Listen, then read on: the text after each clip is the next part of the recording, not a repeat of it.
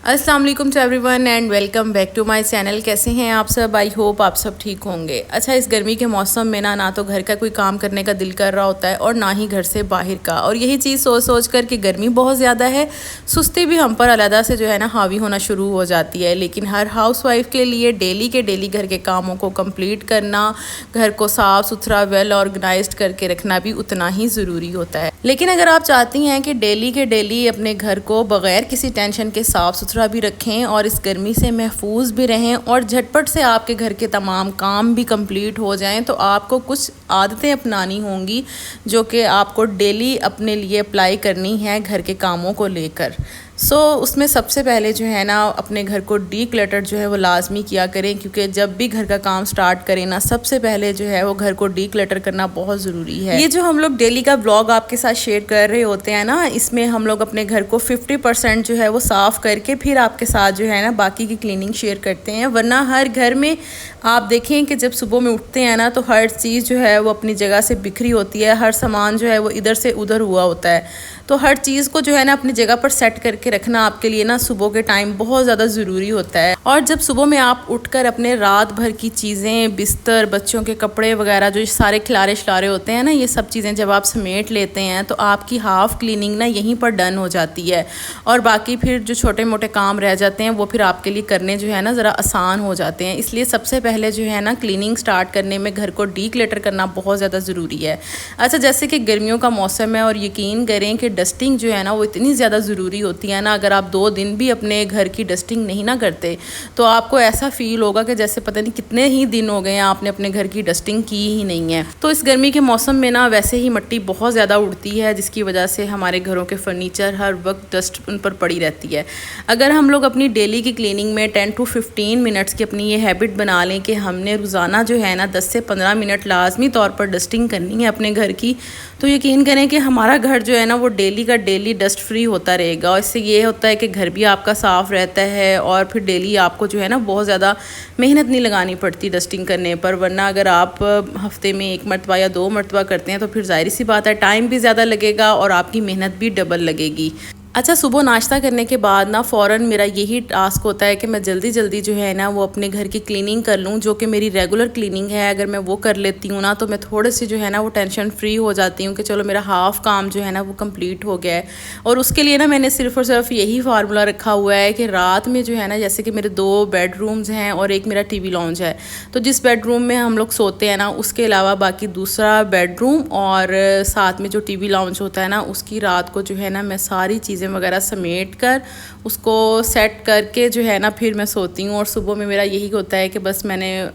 इस एरिया में जो है ना फटाफट से झाड़ू लगाना है और साथ में जो है ना वो मॉप लगाना है और मेरी जो है वो सफाई कंप्लीट हो जाती है। इस तरह से अगर हम छोटी छोटी चीज़ों को जो है ना अपने लिए आसानी पैदा करने के लिए एक दिन पहले या एक रात पहले कर लेते हैं ना, तो यकीनन जो है ना हमारे लिए नेक्स्ट डे काम थोड़े से कम हो जाए। लेकिन मैं फिर भी यही कहूँगी कि एक हाउसवाइफ जो बग़ैर किसी हेल्पर के अपने घर के कामों को मैनेज करती है ना, तो आप उससे ये उम्मीद हरगिज़ ना रखें कि वो हर वक्त जो है वो अपने घर को साफ़ सुथरा नीट एंड क्लीन रखे, और वो भी हमेशा इसी एफ़र्ट में रहे कि नहीं मैंने अपना ख्याल तो रखना ही नहीं है, बस जी मैंने अपने घर को देखना है, घर की चीज़ों को जो है वो अच्छे से मैनेज करके रखना है। ऐसा नहीं होता। जहाँ पर छोटे बच्चे हों या घर में अफराद ज़्यादा हों या घर छोटा हो तो वहाँ पर जो है कभी घर साफ़ है, कभी घर जो है वो साफ़ नहीं है, इस तरह से चलता रहता है। लेकिन कोशिश ये करनी चाहिए कि अपनी आसानी के लिए ना आप छोटी छोटी हैबिट्स को ज़रूर फॉलो करें और डेली के डेली जो है वो क्लीनिंग करते हुए अपने घर में उन हैबिट्स को जो है ना वो अप्लाई करें जिससे आपको ना आसानी हो सके। अच्छा, अभी मैं आई हूँ किचन को क्लीन करने और मुझे अचानक से याद आया कि रात में जो है वो मैंने आटा मंगवाया है और उसको मैंने रीफ़िल करना है, तो फिर मैं पहले जो है आटे को रीफ़िल करूँगी और उसके बाद जो है ना मैं अपने किचन को क्लीन करूँगी, क्योंकि आटा रीफ़िल करते वक्त भी बहुत ज़्यादा जो है ना डस्ट उड़ती है, जिसकी वजह से आपको दोबारा से फिर सफाई करनी पड़ती है। इसलिए सफाई करने से पहले ही जो है ना आटे को रीफ़िल करें और उसके बाद जो है बाकी सफाई करें। अच्छा, किचन की क्लीनिंग के हवाले से अगर अगर बात की जाए ना तो मैं रात में किचन की भी क्लीनिंग करके ही सोती हूँ, ताकि मुझे सुबह में जो है ना किचन को बहुत ज़्यादा साफ़ सुथरा करना ना पड़े। और किचन को हमेशा जो है ना एक तो सुबह के टाइम और एक रात में लाजमी तौर पर ना साफ़ करके आप रात में अगर सोते हैं ना तो इसमें एक तो बरकत भी है, दूसरा आपका किचन भी साफ़ रहता है। रात को अच्छा मैंने स्टोव को जो है ना सिंपल टॉवल लगाकर साफ़ करना होता है, लेकिन सुबह में मैं क्या करती हूँ कि विम लिक्विड लगाकर ना उसके साथ फिर अपने स्टोव को साफ़ करती हूँ। इससे ये है कि स्टोव जो है आपका पूरा दिन और रात को भी जो है ना वो साफ़ रहता है। बहुत सारी ख़वातीन जो है ना रात के टाइम अपने किचन की सफाई करके ही सोती हैं, और ये बहुत अच्छी आदत है कि अगर रात को आप जो है अपना तमाम काम किचन का कंप्लीट करके सोती हैं, इससे आपके किचन में समझ लें कि ये जो कीड़े मकोड़े होते हैं ना ये भी नहीं आते अगर आप अपने किचन को रात को साफ़ करके सोती हैं। अच्छा जी, यहाँ पर अब खाना बनाने का टाइम है, क्योंकि ज़ाहिर सी बात है सफाई करने के बाद बारी आ जाती है कुकिंग करने की। तो कुकिंग में जो है ना बस वही चीज़ की समझ ही नहीं आती रोज़ के बंदा क्या बनाए और क्या ना बनाए। इसको भी जो है ना प्लानिंग के साथ ही लेकर चलना पड़ता है। और यहाँ पर आज मैं बना रही हूँ माश की दाल, तो उसको जो है ना मैं 1 घंटे के लिए ना अभी भिगो कर रख दूँगी और उसके बाद मैं बनाऊँगी। तो यहाँ पर बच्चों की फरमाइश थी कि हमें जो है फटाफट से चिप्स बना कर दी जाए। तो अल्लाह का शुक्र है कि गैस का प्रॉब्लम जो है ना अब काफ़ी हल हो चुका है हमारे। तो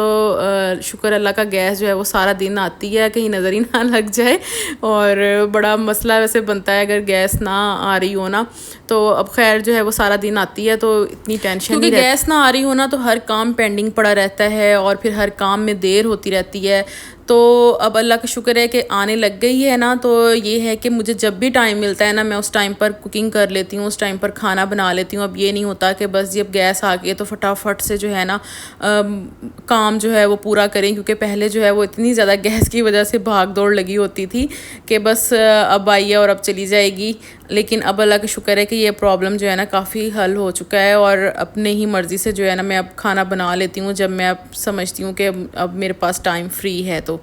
बस जी यहाँ पर अब बना रही हूँ दाल माश, और उसके बाद थोड़ा सा रेस्ट करूँगी दोपहर में। आई होप आज का ब्लॉग आपको ज़रूर पसंद आया होगा। अगर आपको मेरी वीडियो अच्छी लगी हो तो वीडियो को लाइक ज़रूर कीजिएगा। अच्छा, बहुत सी ऑडियंस जो है ना वो चैनल को सब्सक्राइब किए बगैर ब्लॉग्स वॉच करती हैं, तो प्लीज़ चैनल को सब्सक्राइब लाजमी करें अगर आप मेरे चैनल पर न्यू हैं और ब्लॉग्स आपको मेरे पसंद आते हैं तो फिर आपका सब्सक्राइब करना लाजमी बनता है। और बस जी इंशाल्लाह नेक्स्ट ब्लॉग में आपसे फिर मुलाकात होगी। अपना बहुत ख्याल रखिएगा और मेरी हौसला अफजाई के लिए जो है ना ये काम ज़रूर कर दिया करें, ताकि मुझ में जो है वो मज़ीद काम करने का, मेहनत करने का जो है वो शौक़ पैदा हो सके। आई होप आप मेरी बात को बहुत अच्छे से समझ चुके होंगे। अल्लाह हाफ़िज़।